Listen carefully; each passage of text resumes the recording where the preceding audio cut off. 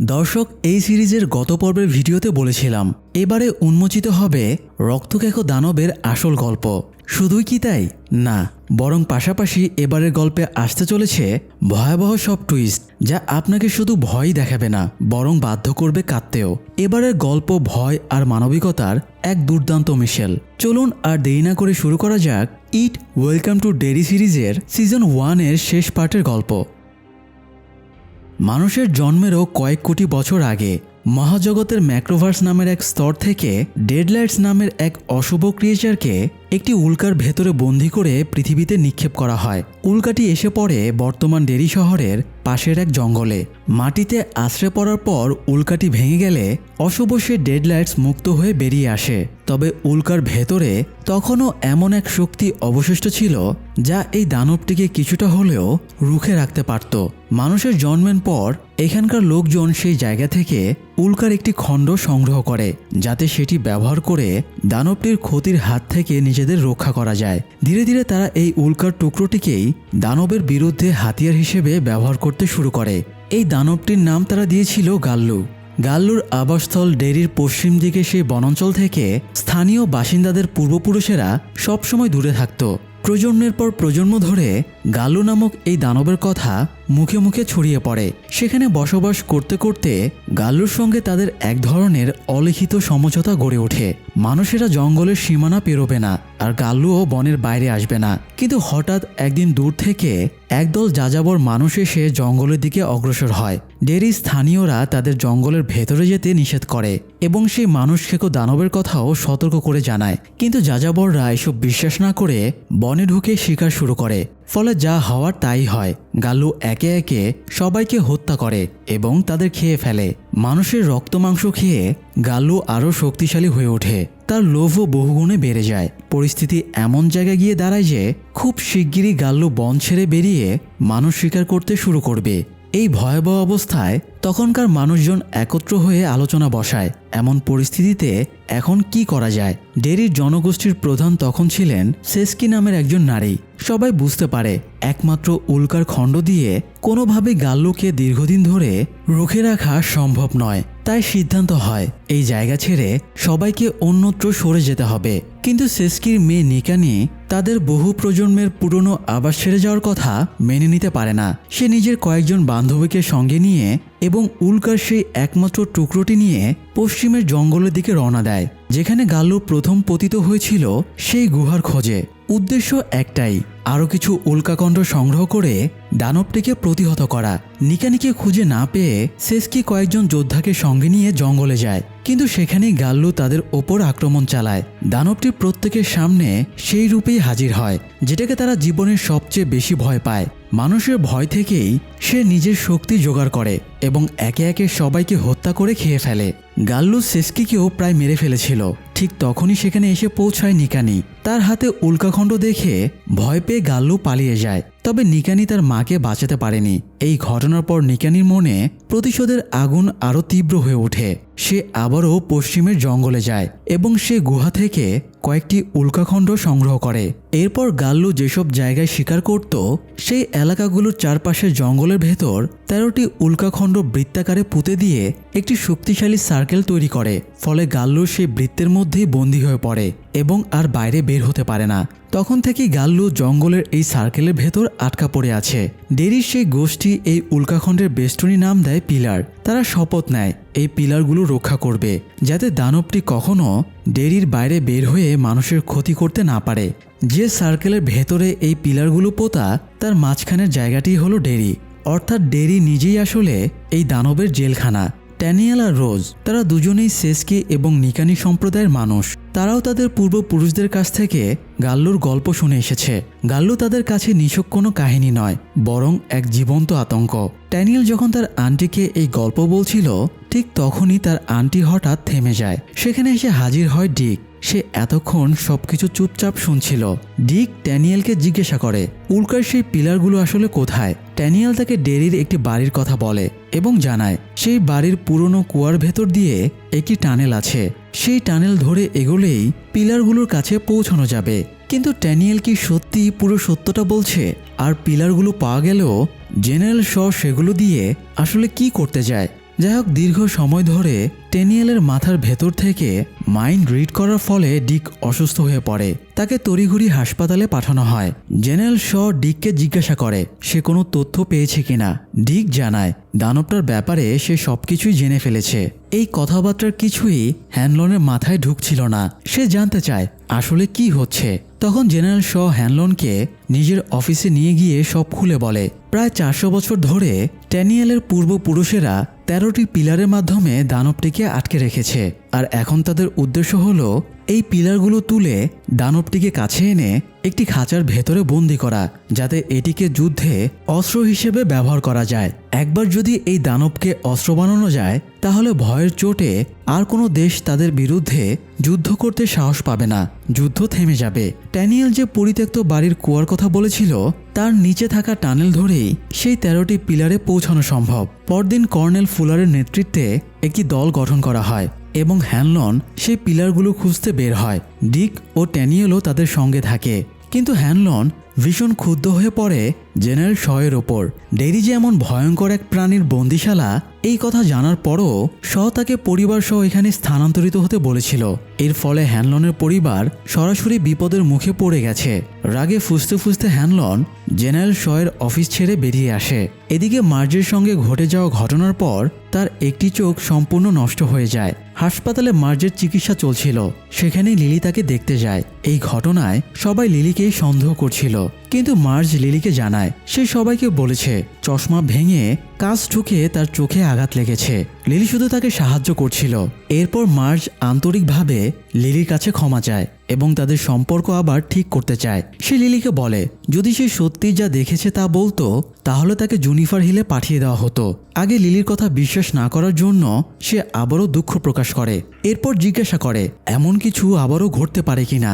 Lily জানায় সে নিশ্চিত করে কিছু বলতে পারে না, তবে যদি আবার এমন কিছু ঘটে মার্জ আর একা থাকবে না, লিলি তার পাশে থাকবে। মার্জের কাছ থেকে বেরিয়ে লিলি সেই টাওয়ারে যায় যেখানে তারা সবাই একসঙ্গে দেখা করে। সেখানে গিয়ে সে বাকিদের মার্জের অবস্থার কথা জানায়। তখন রিচ বলে সবাই ভাবছে এই কাজটা লিলি করেছে আর মার্জ তাকে বাঁচানোর জন্যই মিথ্যা বলছে। কথাটা শুনে লিলির মন ভীষণ খারাপ হয়ে যায়।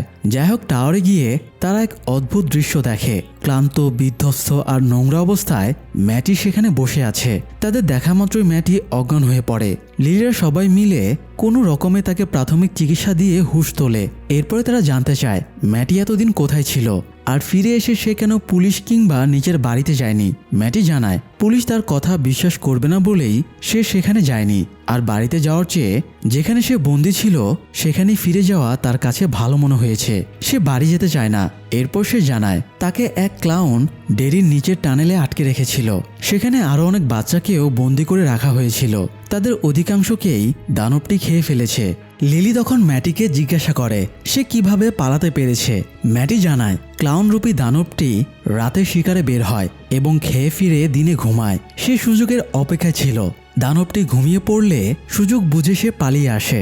এরপর লিলি জানতে চায় ফিল, টেডি আর সুজিকে সে সেখানে দেখেছে কিনা।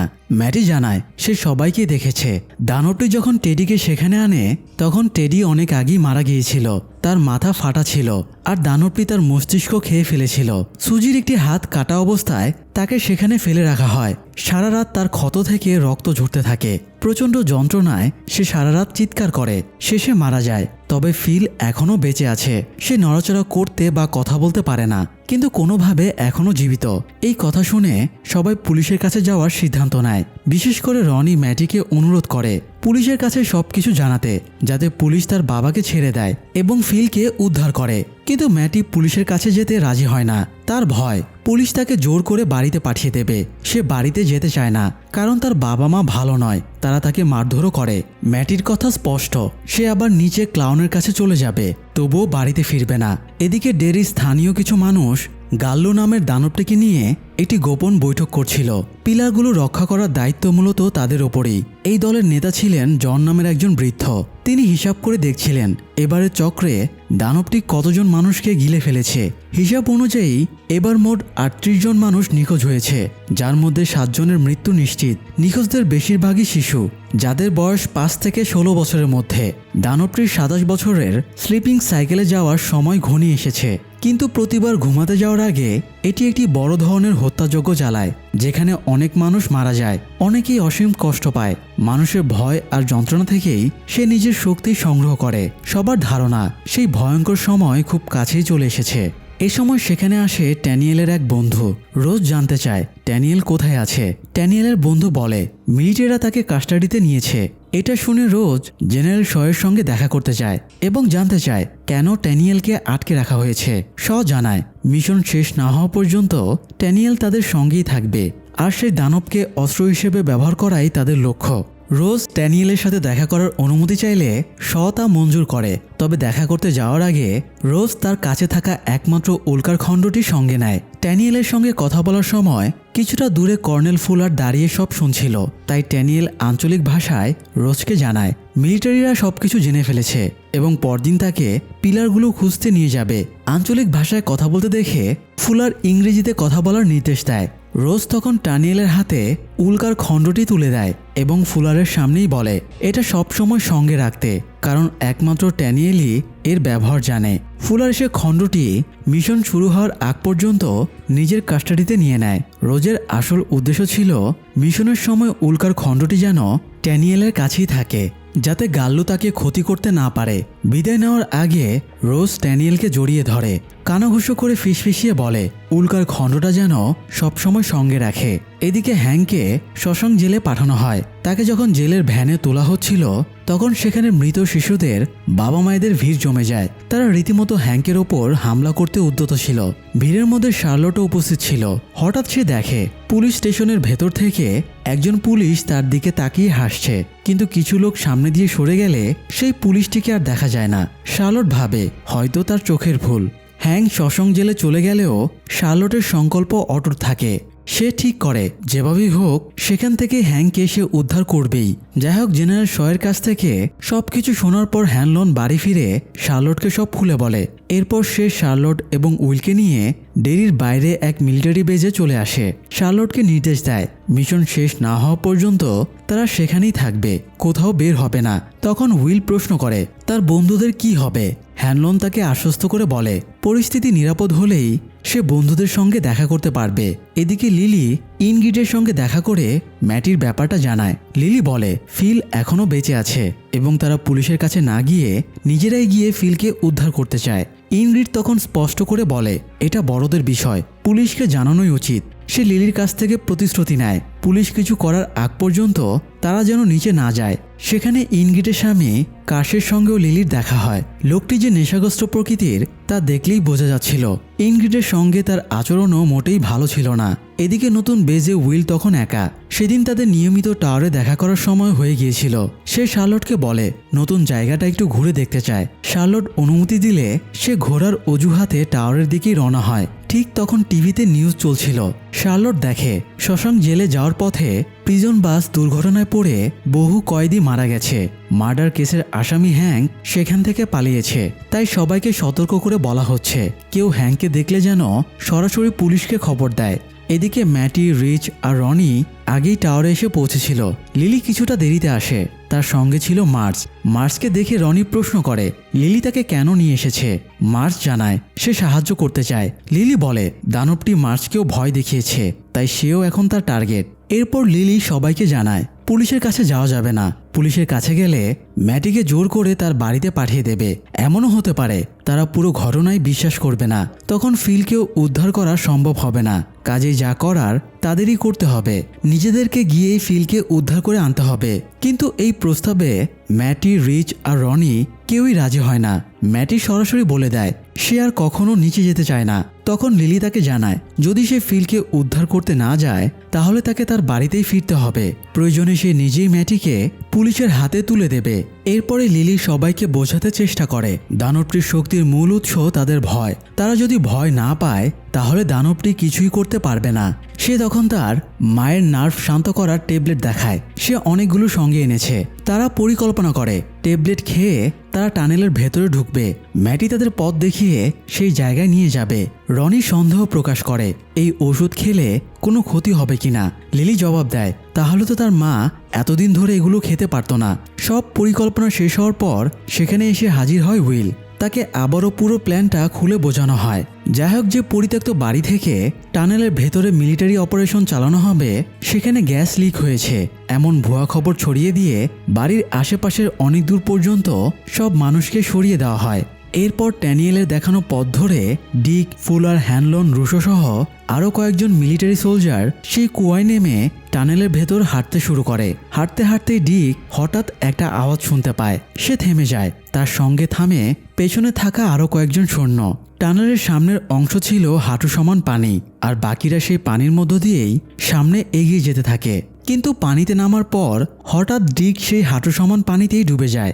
বাকি দুই সৈন্য তাকে আর খুঁজে পায় না। ঠিক তখনই ভয়ঙ্কর রূপে দানবটি আবির্ভূত হয় এবং সেই দুই সৈন্যকে হত্যা করে। এদিকে পানিতে ডুবতে ডুবতে ডিক নিজেকে আবিষ্কার করে একটি ওয়াশরুমের বাথটাবে। দীর্ঘ সময় পানির নিচে থাকার ক্লান্তি নিয়ে সে বাথটাব থেকে নেমে ফ্লোরে বসে পড়ে। তখন সে সেখানে তার দাদিকে দেখতে পায়। ডিকের দাদিরও তার মতোই মানসিক ক্ষমতা ছিল। দাদি তাকে বলতে থাকে সে আসছে, কিন্তু কে আসছে? এমন সময় সেখানে ডিকের দাদাও আসে এবং নানা উল্টাপাল্টা কথা বলতে শুরু করে। ডিকের দাদি মনে মনে তার সঙ্গে কথা বলতে থাকে, তাকে মানসিকভাবে শক্ত থাকতে বলে এবং দাদার কথায় গুরুত্ব না দিতে সাবধান করে। ঠিক তখনই দাদা তালাবদ্ধ একটি ছোট বাক্স বের করে ডিকের সামনে ধরে। ডিক জানতে চায় সে বাক্সটা কোথায় পেয়েছে। দাদা জানায় এখানেই পেয়েছে। ডিক ভীষণ ভয় পেতে থাকে। তার মনে হয় এই বাক্সে যেন তার কোনো গোপন রহস্য লুকানো আছে। দাদা তার সামনেই বাক্সটি খুলে ফেলে, আর সঙ্গে সঙ্গেই ডিকের মাথায় শুরু হয় ভয়ঙ্কর যন্ত্রণা। মাথার ভেতর নানা অদ্ভুত শব্দ শুনতে থাকে সে। আসলে এসব করছিল দাদার রূপ ধারণ করা সেই দানবটাই। এদিকে Rich, Lily, Ronnie, Will, Matty আর মার্স জঙ্গল পেরিয়ে টানেলের মুখে পৌঁছে যায়। লিলির কাছ থেকে নিয়ে প্রত্যেকেই 3টি করে পিল খায় এবং ম্যাটির দেখানো পথে টানেলের ভেতরে ঢুকে পড়ে। এগুলো ছিল এক ধরনের ড্রাগ। ফলে সবার মধ্যেই অদ্ভুত অনুভূতি তৈরি হতে থাকে। মাথা ঘুরে, মনে হয় যেন তারা হাওয়ায় ভাসছে। টানেলের ভেতর ফুলার ড্যানিয়েলের পিছু পিছু হাঁটছিল। ড্যানিয়েল তাকে জানায় তারা প্রায় গন্তব্যে পৌঁছে গেছে। ফুলার ধরে নেয় তার পেছনে সবাই আছে, তাই সে সামনে তাকিয়েই ডিককে জিজ্ঞাসা করে ড্যানিয়েল সত্যি বলছে কিনা, কিন্তু কোনো সাড়া পায় না। সাড়া না পেয়ে পেছনে তাকিয়ে দেখে কেউ নেই। এই সুযোগে ড্যানিয়েল পালাতে শুরু করে। ফুলার সঙ্গে সঙ্গে বন্দুক বের করে তার দিকে গুলি ছোড়ে। পালাতে গিয়ে পানির মধ্যে ড্যানিয়েলের ব্যাগ থেকে সেই উল্কাখণ্ডটি পড়ে যায়। এদিকে হ্যানলন আর রুশো বুঝতে পারে তারা দল থেকে আলাদা হয়ে গেছে। দূর থেকে মাঝে মাঝে অন্য সৈন্যদের চিৎকার ভেসে আসছিল। এমন সময় হ্যানলন হঠাৎ দেখে শার্লট তার সামনে দাঁড়িয়ে সাহায্য চাইছে এবং ধীরে ধীরে এগিয়ে আসছে। হ্যানলন অবাক হয়ে জিজ্ঞাসা করে শার্লট এখানে এলো কিভাবে, কিন্তু রুশো জানায় সে সেখানে কাউকে দেখতে পাচ্ছে না। তখন হ্যানলন বুঝতে পারে এটা তার মনের ভুল। হঠাৎ শার্লট ভয়ঙ্কর রূপ ধারণ করে তার দিকে এগিয়ে আসতে থাকলে হ্যানলন গুলি করে। গুলি খেয়ে শার্লট পড়ে যায় এবং পানির নিচ দিয়ে পালিয়ে যায়। আসলে ওটা দানবটাই ছিল। তখন হ্যানলন রুশোকে বলে এখানে যদি এমন কাউকে বা কিছু দেখতে পায় যার এখানে থাকার কথা নয়, তাহলে সঙ্গে সঙ্গে যেন গুলি করে। এদিকে ম্যাটি হঠাৎ একটি জায়গায় গিয়ে থামে এবং বলে এটাই সেই জায়গা যেখানে ফিল আর অন্যরা ছিল, কিন্তু বাকিরা দেখে সেখানে কেউই নেই। ঠিক তখনই পানিতে একের পর এক মৃতদেহ ভেসে উঠতে শুরু করে, আর ম্যাটি ওপরে উঠে একটি পিলার ধরে ঘুরতে ঘুরতে গান গাইতে শুরু করে। ধীরে ধীরে সে ক্লাউনের রূপ নেয়। আসলে দানবটাই ম্যাটির রূপ ধরে তাদের সবাইকে এভাবে টানেলের ভেতরে এনেছিল। ক্লাউনটি তাদের পালাতে বলে। এমন সময় তারা টানেলের ভেতরে মিলিটারিদের শব্দ শুনতে পায়। সবাই সেই শব্দের দিকেই দৌড়ে পালাতে শুরু করে, কিন্তু দৌড়াতে গিয়ে লিলি একবার পড়ে যায় এবং বাকিদের থেকে পিছিয়ে পড়ে। এদিকে হ্যানলন হঠাৎ দেখে তার সামনে দিয়ে উইল দৌড়ে আসছে। সে এটাকে বিভ্রম ভেবে গুলি করতে উদ্যত হয়, কিন্তু রুশো বলে সেও উইলকে দেখতে পাচ্ছে, এটা বাস্তব, গুলি চালাতে নিষেধ করে। কিন্তু সেই মুহূর্তে হ্যানলনের হুঁশ ছিল না। সে গুলি চালায় আর উইলকে বাঁচাতে রুশো সামনে এসে দাঁড়ায়। গুলি লাগে রুশোর শরীরে। রুশো মারা যায়। হ্যানলন দ্রুত উইল, রিচ, রনি আর মার্সকে টানেলের বাইরে বের হতে বলে। তারা বের হয়ে যায় আর হ্যানলন রুশোর লাশ নিয়ে টানেল থেকে বেরিয়ে আসে। এদিকে ক্লাউনটি লিলির পেছনে ধাওয়া করতে থাকে। দৌড়াতে দৌড়াতে লিলি এক জায়গায় গিয়ে দেখে তার যাওয়ার পথ নেই। ক্লাউনটি তাকে গিলতে হা করে এগিয়ে আসে, কিন্তু কাছাকাছি এসে হঠাৎ থেমে যায়। লিলি পানিতে একটি জ্বলন্ত পাথরের টুকরো দেখতে পায়। সেটি দেখেই ক্লাউনরূপী দানবটি পালিয়ে যায়। আসলে ওটাই ছিল ড্যানিয়েলের ব্যাগ থেকে পড়ে যাওয়া সেই উল্কাখণ্ড। তো এদিকে ইনগ্রিড গাড়িতে উঠে কোথাও যাওয়ার জন্য রওনা দেয়। গাড়ির পেছনের সিটে লুকিয়ে ছিল হ্যাঙ্ক। সে ইনগ্রিডকে লোকালয় থেকে দূরে কোথাও নিয়ে যেতে বলে। আসলে হ্যাঙ্কের যে হোয়াইট উইমেনের সঙ্গে সম্পর্ক ছিল সে আর কেউ নয়, ইনগ্রিড নিজেই। ইনগ্রিড গাড়িটি বনের ভেতরে একটি নির্জন জায়গায় নিয়ে যায়। সেখানে তারা দুজনেই গাড়ি থেকে নেমে কথাবার্তা বলে। হ্যাঙ্ক ইনগ্রিডকে শার্লটের সঙ্গে দেখা করতে বলে এবং জানায় তার ব্যাপারে শার্লটকে জানালে সে কোনো না কোনো ব্যবস্থা নেবে। ইনগ্রিড গিয়ে শার্লটকে হ্যাঙ্কের বিষয় জানায়। এদিকে সেদিন টানেলে কি ঘটেছিল তা জানতে ইনভেস্টিগেটর হ্যানলনকে জিজ্ঞাসাবাদ করে। তখন সেখানে জেনারেল শ আসে। সে জানায় ব্যক্তিগতভাবে কিছু প্রশ্ন করতে চায়, কিন্তু হ্যানলন বলে সে মানসিকভাবে স্থিতিশীল নয়, এখন প্রশ্নের উত্তর দেওয়ার অবস্থায় নেই। জেনারেল শ জানায় পরে বললেও চলবে। হ্যানলন তখন ডিকের বিষয় জানতে চায়, সে কি টানেল থেকে বের হতে পেরেছে কিনা। জেনারেল শ জানায় এখনও ডিকের কোনো খোঁজ পাওয়া যায়নি, তবে টানেল থেকে আর কেউ বের হতে না পারলেও ডিক পারবেই। আর সত্যি ডিক টানেল থেকে বের হয়ে আসে, কিন্তু বের হয়ে সে দেখে তার সামনে কিছুটা দূরে রুশো হাঁটছে, অথচ রুশো তো মারা গেছে। তাহলে কি ডিক রুশোর আত্মাকে দেখতে পাচ্ছে? তো আমরা 1935 সালের একটি ঘটনায় ফিরে যাই। তখনও ইনগ্রিড জুনিফার হিলে কাজ করত। এক রাতে সে মেবেল নামের একটি ছোট মেয়েকে ঘুম থেকে ডেকে তোলে। তারপর তাকে নিয়ে যায় সেই বেসমেন্টে, যেখানে সাধারণত কেউই যায় না। মেবেল ভয় পেয়ে যেতে না চাইলেও ইনগ্রিড তাকে সাহস দিয়ে সেখানে নিয়ে যায়। বেসমেন্টে পৌঁছে ইনগ্রিড মেবেলকে জিজ্ঞেস করে ক্লাউন কি তাকে এখানেই দেখা করতে বলেছিল। মেবেল সম্মতি জানায়। ঠিক তখনই সেখানে একটি লাল বেলুন ভেসে উঠতে দেখা যায়। বেলুনটি দেখে মেবেল ভয় পেয়ে চলে যেতে চাইলে ইনগ্রিড তাকে থামিয়ে বলে কিছুই হবে না। এরপর তারা দেখে বেলুনটি ধীরে ধীরে উঠতে উঠতে সামনের একটি দরজার দিকে এগিয়ে যাচ্ছে। দরজার কাছে পৌঁছাতেই অপর পাশ থেকে একটি ক্লাউন বেলুনটি ধরে ফেলে এবং সেটি হাতে নিয়ে তাদের দিকে এগিয়ে আসতে শুরু করে। কিন্তু কেন? ইনগ্রিড আসলে কে? তার রহস্যটাই বা কি? এদিকে উইলকে আবারও হ্যানলন ডেরির বাইরে থাকা মিলিটারি বেজের অ্যাপার্টমেন্টে নিয়ে আসে। সেদিন উইল কথা না শুনে বাড়ি থেকে বের হয়ে ডেরিতে গিয়েছিল, এমনকি টানেলও ঢুকেছিল। সেই কারণে হ্যানলন তাকে বকাঝকা করছিল। হ্যানলন উইলকে বলে সেদিন যদি সে টানেলে না যেত তাহলে তাকে বাঁচাতে গিয়ে হয়তো তার বেস্ট ফ্রেন্ড রুশোকে মরতে হতো না। এরপর হ্যানলন তাকে নির্দেশ দেয় এই সমস্যার সমাধান না হওয়া পর্যন্ত বাসা থেকেই যেন সে বের না হয়। কিন্তু উইল জানিয়ে দেয় সে তার বন্ধুদের বাঁচাতে যাবেই। কথা কাটাকাটির এক পর্যায়ে হ্যানলন রেগে গিয়ে উইলের গায়ে হাত তোলে। তখন উইল তাকে বলে দানবটা তার মাথায় ভর করেছে। এই কথা বলেই সে বাসা থেকে বেরিয়ে যায়। এদিকে শহরের বিভিন্ন জায়গায় হ্যাংকে ওয়ান্টেড ক্রিমিনাল হিসেবে ঘোষণা করে পোস্টার টাঙানো হচ্ছিল। আর লিলিও উল্কাখণ্ডটি হাতে নিয়ে টানেল থেকে বের হতে সক্ষম হয়েছে। তারা সবাই আবার টাওয়ারে একত্র হয়। লিলি যখন রিচ, উইল আর মার্সকে উল্কাখণ্ডটি দেখিয়ে ব্যাখ্যা করছিল কিভাবে সে টানেল থেকে বের হয়েছে, তখন রনি একটু দূরে দাঁড়িয়ে তার বাবার বিরুদ্ধে ছাপানো পোস্টারগুলো দেখছিল। লিলি জানায় যেহেতু এই পাথরটা দেখে দানব ভয় পায়, তাই এটা নিয়ে আবার টানেলে গিয়ে দানবটাকে মেরে ফেলা সম্ভব। এই কথা শুনে রনি বলে একবার লিলির কথা শুনে টানেলে গিয়ে তারা মরতে মরতে বেঁচেছে, আর এখন সে আবার সবাইকে সেখানে যেতে উস্কাচ্ছে। বাকিরাও বলে লিলির সত্যি মাথা খারাপ হয়ে গেছে। এই কথা শুনে লিলি খেপে যায় এবং বলে যদি অতীত বদলানো যেত তাহলে সে রনির সঙ্গে কোনোদিনই দেখা করতো না। থিয়েটারের ঘটনায় রনি তো কন্ট্রোল রুমেই ছিল। ফিল, টেডি আর সুজির দুর্ঘটনা তার সামনেই ঘটেছে। সে কারণে ফিলকে বাঁচাতে লিলি নিচে নামতে চেয়েছিল।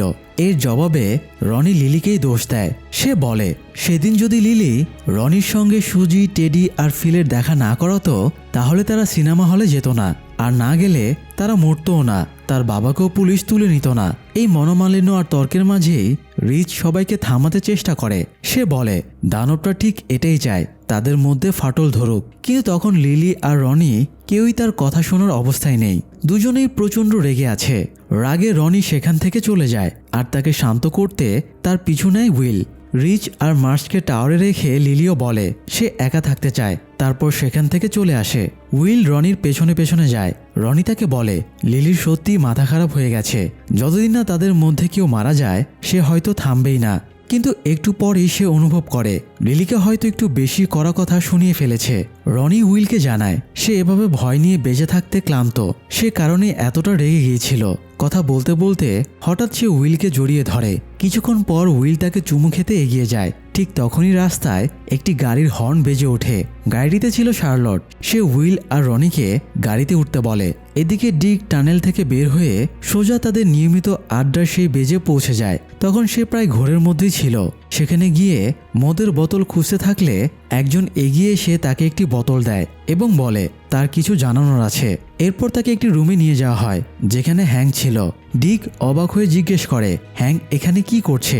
তার সঙ্গীরা জানায় মিসেস হ্যানলন অর্থাৎ শার্লট অনুরোধ করেছেন হ্যাংকে আপাতত এখানে রাখতে। খুব শিগগিরই তাকে অন্য জায়গায় পাঠানোর ব্যবস্থা হবে। মাত্র দুদিনের ব্যাপার। হ্যাংকও তখন ডিককে অনুরোধ করে তাকে এখানেই থাকতে দিতে। সে প্রতিশ্রুতি দেয় এই রুমের বাইরে সে বের হবে না। ঠিক তখনই শার্লট রনি আর উইলকে নিয়ে সেখানে আসে। বহুদিন পর রনি তার বাবাকে সামনে থেকে দেখে। হ্যাংক তাকে আশ্বাস দেয় সে আর কখনো রনির থেকে আলাদা হবে না। এদিকে রিচ আর মার্স তখনও টাওয়ারেই ছিল। রিচ কাগজের প্লেন বানিয়ে টাওয়ার থেকে নিচে নামানোর চেষ্টা করছিল কিন্তু কিছুতেই সফল হচ্ছিল না। মার্স একসময় চোখের ব্যান্ডেজ বদলাতে যায় কিন্তু একা পারছিল না। তখন রিচ তাকে সাহায্য করে। এরপর রিচ মার্সকে বলে যদি লিলির কথা সত্যি হয়, যদি ওই উল্কাখণ্ডটাই দানবটাকে মারার একমাত্র উপায় হয়, তাহলে তাদের সবারই উচিত একসঙ্গে থেকে কাজটা করা। মার্স তখন বলে তার মনে হয় না সেটা সম্ভব হবে, কারণ রনি খুবই রাগী স্বভাবের। সে হয়তো কখনোই লিলির সঙ্গে সম্পর্ক ঠিক করতে রাজি হবে না। যাই হোক, ডিক আবার মিলিটারি বেজে ফিরে যায়। সেখানে একটি ঘরে নিজেকে মদ আর সিগারেটের সঙ্গে প্রায় বন্দি করে ফেলে। ঠিক তখনই তার সঙ্গে দেখা করতে আসে হ্যানলন। হ্যানলন ডিককে জিজ্ঞেস করে সেদিন ডিক দীর্ঘ সময় টানেলের ভেতরে ছিল, তখন আসলে কি হয়েছিল।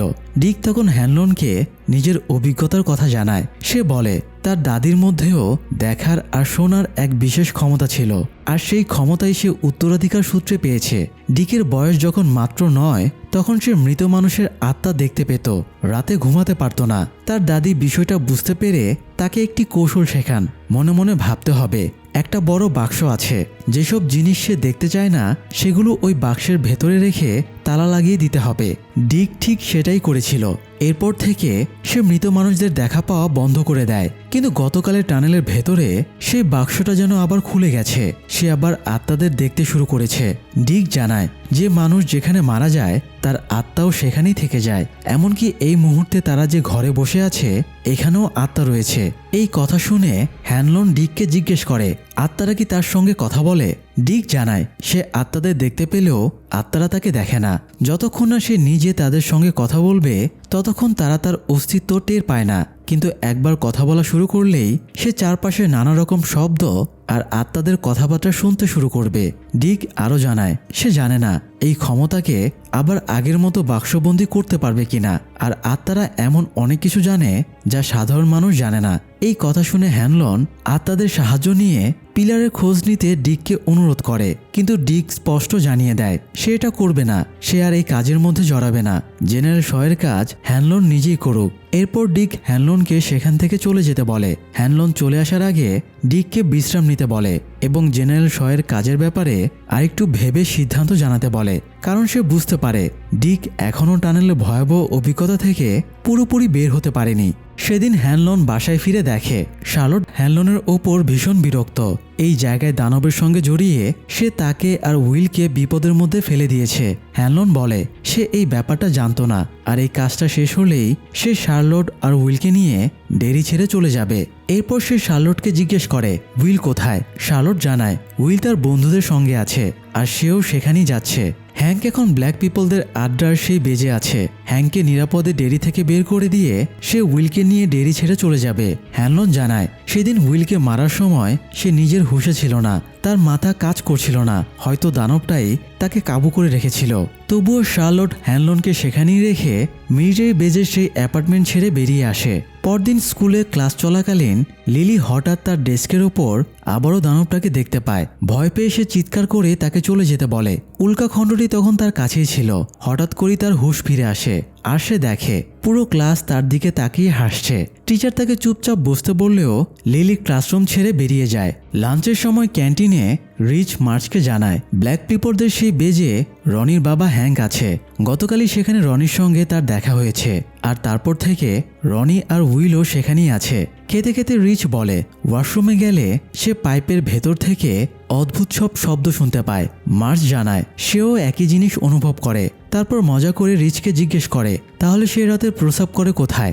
রিচ প্রথমে লজ্জা পায়, তখন মার্স তাকে মনে করিয়ে দেয় সে তো তার কাটা চোখ পর্যন্ত রিচকে দেখিয়েছে, তাহলে রিচের এত লজ্জা পাওয়ার কি আছে। অবশেষে রিচ স্বীকার করে সে রাতে বিছানার পাশে একটি জার রেখে ঘুমায়, প্রয়োজন হলে সেটাতেই প্রস্রাব করে এবং সকালে ওয়াশরুমে ফেলে দেয়। মার্জ হেসে বলে মধ্যযুগে নাইটরাও ঠিক এভাবেই করত। এতে রিচের লজ্জা কিছুটা কেটে যায়। এরপর রিচ মার্জকে এক চোখে পড়ার পাইরেটদের মতো একটি আইপ্যাচ উপহার দেয়। মার্জ সেটা পেয়ে খুব খুশি হয় এবং সঙ্গে সঙ্গে চোখে পড়ে নেয়। রিচ তখন বলে সামনের হ্যালোউইনের কস্টিউম ঠিক হয়ে গেছে, একজন নাইট আর আরেকজন পাইরেট। ঠিক তখনই প্যাটি কেক তার গ্রুপ নিয়ে সেখানে এসে হাজির হয়। সে মার্জকে তাদের টেবিলে লাঞ্চ করতে আমন্ত্রণ জানায় এবং পাগলাটে লিলি কিভাবে আক্রমণ করেছে সেই গল্প বলতে শুরু করে। রিচ ভাবে মার্জ বুঝি প্যাটি কেকদের সঙ্গেই চলে যাবে, কিন্তু মার্জ তা করে না। সে নিজের কাটা চোখের পর্দা সরিয়ে প্যাটি কেকের গ্রুপটার দিকে তাকিয়ে চিৎকার করে বলে সে নিজেও পাগল। এই মুহূর্তেই মার্জ বুঝে যায় কারাই আসলে তার সত্যিকারের বন্ধু। স্কুল শেষ হলে রিচ আর মার্জ ব্ল্যাক পিপলদের সেই জায়গায় যায় যেখানে উইল আর রনি আছে। এদিকে লিলি ইনগ্রিডের সঙ্গে দেখা করতে তার বাড়িতে যায়। কলিং বেল চাপলেও কেউ দরজা খোলে না। লিলি লক্ষ্য করে দরজাটা আধখোলা, তাই সে ভেতরে ঢুকে পড়ে। নিচতলায় কাউকে না পেয়ে ধীরে ধীরে সে ওপরের ফ্লোরে উঠে যায়। ওপরে গিয়ে সে স্টাডি রুমের মতো একটি ঘরে ঢোকে। চারিদিকে নানান ধরনের জিনিসপত্র, একটি টেবিলের উপর রাখা একটি ফটো অ্যালবাম চোখে পড়ে তার। লিলি পৃষ্ঠা উল্টাতে উল্টাতে ছবি দেখতে থাকে। সেখানে ইনগ্রিডের জীবনের বিভিন্ন সময়ের ছবি ছিল, বিয়ের ছবি, বিবাহ বার্ষিকীর ছবি, তরুণ বয়সের ছবি। হঠাৎ একটি ছবিতে তার চোখ আটকে যায়। সেখানে 10 থেকে 11 বছরের ইনগ্রিডের পাশে একজন লোক দাঁড়িয়ে আছে যার মাথার সামনের দিকে চুল প্রায় নেই। ছবিটা দেখে লিলির মনে অদ্ভুত সন্দেহ জাগে। ঠিক তখনই ইনগ্রিড সেখানে এসে উপস্থিত হয়। লিলি তাকে জানায় সে বুঝতে পারছিল না কোথায় যাবে বা কি করবে, তাই এখানে এসেছে। এরপর বলে সে টানেলে গিয়েছিল। ইনগ্রিড সঙ্গে সঙ্গে জানায় সে তো আগেই বলেছিল টানেলে না যেতে। লিলি আবেগপ্রবণ হয়ে ইনগ্রিডকে জড়িয়ে ধরে। এ সময় হঠাৎ লিলির চোখ পড়ে দেয়ালে টাঙানো একটি ক্লাউনের ছবিতে, যে ক্লাউনটাকে সে টানেলে দেখেছিল। তখনই লিলির মাথায় বিষয়টা পরিষ্কার হয়ে যায়। অ্যালবামে যে লোকটির সঙ্গে ইনগ্রিডের ছবি দেখেছিল এই ক্লাউনটি আসলে সেই লোকটিরই ছদ্মবেশ। ভয় ধীরে ধীরে তাকে গ্রাস করতে শুরু করে। এদিকে ইনগ্রিড বলতে থাকে যতক্ষণ লিলি তার সঙ্গে আছে ততক্ষণ সে নিরাপদ। লিলির মুখের ভয়ের ভাব দেখে ইনগ্রিড জিজ্ঞেস করে কি হয়েছে। লিলিকে ক্লাউনের ছবিটার দিকে তাকিয়ে থাকতে দেখে সে আবার প্রশ্ন করে লিলি কি ক্লাউনটাকে দেখেছে। লিলি নীরবতা থেকে ইনগ্রিড বুঝে যায় সে ক্লাউনকে দেখেছে। হঠাৎ ইনগ্রিড অস্বাভাবিকভাবে উত্তেজিত হয়ে ওঠে। সে বলতে থাকে লিলি পেরেছে, লিলি ক্লাউনটাকে আবার ফিরিয়ে আনতে পেরেছে। সে জানতো একমাত্র লিলির পক্ষেই এটা সম্ভব। ইনগ্রিডের এই আচরণে লিলি ভয় পেয়ে ধীরে ধীরে পিছিয়ে যেতে থাকে। হঠাৎ তার চোখে পড়ে একটি ক্লাউনের কস্টিউম, যেটা অনেকটাই সেই কস্টিউমের মতো যেটার ছবি তারা কবরস্থানে তুলেছিল। লিলি ইনগ্রিডকে জিজ্ঞেস করে সে কি সেদিন তাদের ফলো করেছিল। ইনগ্রিড স্বীকার করে এটা তার পুরনো কস্টিউম এবং হ্যাঁ সে তাদের কবরস্থানে অনুসরণ করেছিল। তার ধারণা ছিল সেদিন ক্লাউনটা আবার দেখা দেবে। লিলি তখন জানতে চায় কেন সে তাদের ফলো করছিল। ইনগ্রিড জানায় এই ক্লাউনটা তার বাবা। একসময় ডেরিতে আসা একটি কার্নিভালে সে কাজ করত।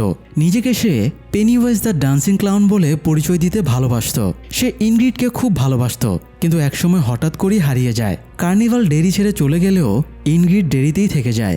এরপর ইনগ্রিড জুনিফার হিলে চাকরি নেয়। সেখানে একদিন সে মেবেল নামের একটি মেয়েকে ডাক্তারের কাছে বলতে শোনে সে নাকি এক ক্লাউনকে দেখেছে যে তাকে বেসমেন্টে নিয়ে যেতে বলেছে। এই কথা শুনে ইনগ্রিড মনে করে তার বাবা ফিরে এসেছে। সে বিশ্বাস থেকেই এক রাতে সে মেবেলকে নিয়ে বেসমেন্টে যায়। তখনই সেখানে আসে পেনিওয়াইজ দ্য ডান্সিং ক্লাউন, অর্থাৎ তার বাবা। ক্লাউনটা তাদের দিকে এগিয়ে আসে, কিন্তু ইনগ্রিডের দিকে না তাকিয়ে সরাসরি মেবেলের দিকে যায়। ইনগ্রিড একবার বাবা বলে ডাকলে ক্লাউনটা তার দিকে তাকিয়ে ভয়ঙ্করভাবে হাসে, তারপর হা করে মেবেলকে গিলে খেতে এগিয়ে যায়। ইনগ্রিড তখন মেবেলের হাত ধরে দৌড়ে পালাতে চায়। দরজা খোলার জন্য সে এক মুহূর্তের জন্য হাত ছাড়ে, আর তখনই মেবেল পড়ে যায়। ইনগ্রিড ভেতরে ঢুকতেই দরজাটা অটোমেটিকভাবে বন্ধ হয়ে যায়। মেবেল থেকে যায় ক্লাউনের সঙ্গে বাইরে। ক্লাউনটা এসে মেবেলকে হত্যা করে খেয়ে ফেলে। ইনগ্রিড বহু চেষ্টা করেও দরজাটা আর খুলতে পারে না। কিছুক্ষণ পর সে দেখে দরজার নিচ দিয়ে মেবেলের রক্ত গড়িয়ে আসছে। মেবেলকে খাওয়া শেষ করে ক্লাউনটা উঠে দাঁড়ায়। দরজার মাঝখানের কাচের অংশ দিয়ে সে ক্লাউনের রূপ ছেড়ে একেবারে ইংরিডের বাবার রূপ ধারণ করে এবং ইংরিডকে দরজা খুলতে বলে। ভয় পেলেও ইংরিড দরজা খুলে দেয়। এই ঘটনার কথা বলে ইংরিড লিলিকে জানায় সে নিশ্চিত ওটা তার বাবাই ছিল, কিন্তু তার উপর কোনো এক অজানা শক্তি ভর করেছিল। সেই শক্তিটাকে সরানোর উপায় সে এতদিন ধরে খুঁজে ফিরছে। এরপর সে বহুবার তার বাবাকে আবার দেখার চেষ্টা করেছে, কিন্তু পারেনি। ইনগ্রিডের একটাই চাওয়া, আর একবার তার বাবার স্মৃতিটা ফিরে আসুক। সে যেন ভালোবাসার চোখে ইনগ্রিডের দিকে তাকায়। এসব শুনে লিলি ভয়ে কাঁপতে কাঁপতে ইনগ্রিডকে অনুরোধ করে তাকে যেন মেরে না ফেলে। ইনগ্রিড তাকে আশ্বস্ত করে সে কখনোই লিলিকে আঘাত করবে না। তখন লিলি জিজ্ঞেস করে তাহলে কি ইনগ্রিড তার বন্ধুদের কিছু করবে? ইনগ্রিড পাল্টা প্রশ্ন করে যদি লিলি তার বাবাকে আবার দেখতে পারত তার কেমন লাগতো। লিলি জানায় তার বাবা মারা গেছে। ইনগ্রিড তখন বলে দেরিতে কেউ মারা যাওয়া মানেই একেবারে হারিয়ে যাওয়া নয়। এরপর ইনগ্রিড লিলিকে রাতে কোথাও যাওয়ার আহ্বান জানায় এবং তার দিকে হাত বাড়িয়ে দেয়। লিলি তখন তার কাছে থাকা উল্কাখণ্ড দিয়ে ইনগ্রিডের হাতে আঘাত করে এবং সেখান থেকে পালিয়ে যায়। আসলে ইনগ্রিড আর তার বাবা একসময় একটি কার্নিভালে কাজ করত। তার বাবা ছিল কার্নিভালের সেই ক্লাউন যাকে বাচ্চারা ভীষণ পছন্দ করত। সে পরিচিত ছিল পেনিওয়াইজ দ্য ডান্সিং ক্লাউন নামে। পেনিওয়াইজ যখন স্টেজে পারফর্ম করত, ইনগ্রিড তখন স্টেজের পেছনে নানা কাজে সাহায্য করত। ইনগ্রিডের মাও একসময় তার বাবার সঙ্গে স্টেজে পারফর্ম করতেন, কিন্তু তিনি আর বেঁচে নেই। ইনগ্রিডের স্বপ্ন ছিল বড় হয়ে একদিন সেও তার মায়ের মতো তার বাবার পাশে দাঁড়িয়ে স্টেজে পারফর্ম করবে। তো একদিন ইনগ্রিড নিজেই ক্লাউন সেজে তার বাবার সামনে গিয়ে দাঁড়ায়। তাকে এভাবে দেখে তার বাবা ভীষণ খুশি হয়। পেনিওয়াইজ ইনগ্রিডকে তার মায়ের স্টেজ নেম দেয় পেরিউইঙ্কেল। এরপর থেকে ইনগ্রিড আর তার বাবা পেনিওয়াইজ একসঙ্গে বেশ ভালো সময় কাটাতে থাকে। এই স্টেজ পারফরমেন্সগুলো দূর থেকে লক্ষ্য করত একটি ছেলে। আসলে ছেলেটা ছিল সেই দানব যে তখন ছোট একটি ছেলের রূপ ধরেছিল। সে লক্ষ্য করছিল পেনিওয়াইজের প্রতি বাচ্চাদের অদ্ভুত টান। ক্লাউনের এই রূপটার কাছে বাচ্চারা নিজে থেকে এগিয়ে আসে, ভয় নয় বরং ভালোবাসা নিয়ে। একদিন ডেরির কার্নিভালে স্টেজ পারফরমেন্সের আগে পেনিওয়াইজ কার্নিভালের পেছনের একটি নির্জন জায়গায় দাঁড়িয়ে মদ খাচ্ছিল আর সিগারেট টানছিল। ঠিক তখনই ছোট ছেলের রূপ ধরে সেই দানবটি সেখানে আসে। সে পেনিওয়াইজকে জানায় তার বাবা মা নাকি জঙ্গলে বিপদে পড়েছে। পেনিওয়াইজ প্রথমে ধরে নেয় ছেলেটা হয়তো মজা করছে, কিন্তু তখনই জঙ্গলের ভেতর থেকে ছেলেটার মায়ের আর্তচিৎকার ভেসে আসে। আর দেরি না করে পেনিওয়াইজ দৌড়ে যায় জঙ্গলের দিকে তাদের বাঁচাতে, কিন্তু সে আর কখনো ফিরে আসে না। অনেক খোঁজাখুঁজির পর পাওয়া যায় শুধু পেনিওয়াইজের রক্তমাখা একটি রুমাল। সেই দিন থেকেই দানবটি শিকার করার সময় পেনিওয়াইজ দ্য ডান্সিং ক্লাউনের রূপ নিতে শুরু করে। আর ইনগ্রিড থেকে যায় ডেরিতেই। বড় হয়ে সে জুনিফার হিলে চাকরি নেয়, কিন্তু তার হৃদয়ের গভীরে বাবার সঙ্গে আবার দেখা করার আকাঙ্ক্ষা থেকেই যায়। সেই বাসনা থেকেই সে বারবার তার বাবার রূপে ফিরে আসা ওই সত্তাটাকে দেখতে চেয়েছে। সে জানতো না এটা তার বাবা নয়, বরং এক নিষ্ঠুর দানব। এদিকে মার্জ, রিজ আর উইল মিলে রনিকে বোঝানোর চেষ্টা করে লিলিকে গিয়ে ফিরিয়ে আনতে হবে, কিন্তু রনি কিছুতেই রাজি হয় না। ফলে তারা সবাই ব্ল্যাক পিপলদের সেই স্পটে বসেই আড্ডা দিতে থাকে। অন্যদিকে ডেরির এক বারে কয়েকজন হোয়াইট পিপল বসে হ্যাংকে কিভাবে খুঁজে বের করা যায় সেই পরিকল্পনা করছিল। ঠিক তখনই সেখানে আসে পুলিশের সাবেক চিফ, যাকে ডেপুটি মেয়র পুলিশের চাকরি থেকে বরখাস্ত করেছে। সে জানায় একজন অজ্ঞাত পরিচয়ের মহিলা তাকে ফোন করে হ্যাংক কোথায় আছে জানিয়ে দিয়েছে, কিন্তু সে যেহেতু আর পুলিশে নেই তাই আইনগতভাবে গ্রেপ্তার করতে পারবে না। যা করার নিজেদের উদ্যোগেই করতে হবে। এই সময় ব্ল্যাক পিপলদের সেই জায়গায় পার্টি পুরোদমে চলছিল। মার্জ আর রিচ না বুঝেই মদ খেয়ে ফেলেছে। তারাও পার্টিতে পুরোপুরি মেতে ওঠে। এক পর্যায়ে রিচ ড্রাম বাজানো শুরু করে আর পার্টির উন্মাদনা আরও বেড়ে যায়। উইল আর রনি ভেতরের একটি রুমে বসে হ্যাংকের সঙ্গে কথা বলছিল। বাইরে পার্কিংয়ে একটি কাপল গল্প করছিল নিজেদের মতো করে। ঠিক তখনই কয়েকটি গাড়ি এসে থামে। গাড়ি থেকে নামে কয়েকজন হোয়াইট পিপল, সবার মুখে মাস্ক। আসলে এরা সবাই সাবেক পুলিশ চিফ ক্লিন্টের দল। কিন্তু প্রশ্ন হলো মাস্ক পরে গভীর রাতে তারা হঠাৎ করে ব্ল্যাক পিপলদের স্পটে কেন হাজির হলো? এদিকে ইনগ্রিড ও ক্লাউনের পোশাক পরে তৈরি হচ্ছিল, কিন্তু কেন? যাই হোক, মুখোশ পরা অবস্থায় তারা সবাই সেই ঘরের ভেতর ঢুকে পড়ে যেখানে পার্টি চলছিল। প্রত্যেকের হাতেই বন্দুক, সবগুলো ব্ল্যাক পিপলদের দিকে তাক করা।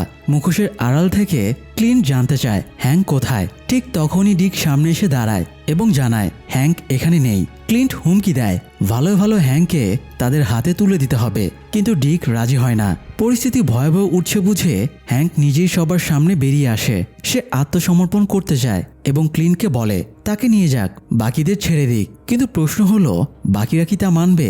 তারা সবাই মিলিটারি, তাদের কাছেও বন্দুক আছে। মুহূর্তের মধ্যেই তারাও নিজেদের অস্ত্র বের করে হোয়াইট পিপলদের দিকে তাক করে ধরে। সবাই মিলে তাদের ভালোই ভালো চলে যেতে বলে। ক্লিন্ট বুঝতে পারে পরিস্থিতি তার নিয়ন্ত্রণের বাইরে চলে যাচ্ছে। সে নিজের লোকদের বন্দুক নামাতে নির্দেশ দেয় এবং সেখান থেকে বেরিয়ে যায়। কিন্তু ডিক বা ব্ল্যাক পিপলদের কেউই বুঝতে পারেনি এটা ক্লিন্টের একটা চাল। ঘর থেকে বের হয়ে ক্লিন্ট চারপাশের সব এক্সিট দরজা বন্ধ করে দেয়। তারপর ঘরের চারদিকে পেট্রোল ঢেলে আগুন লাগিয়ে দেয়। মুহূর্তের মধ্যেই ভেতরে ভয়াবহ হুড়োহুড়ি শুরু হয়। সবাই বের হতে চায়, কিন্তু যে দরজায় তারা ধরে সবই বন্ধ।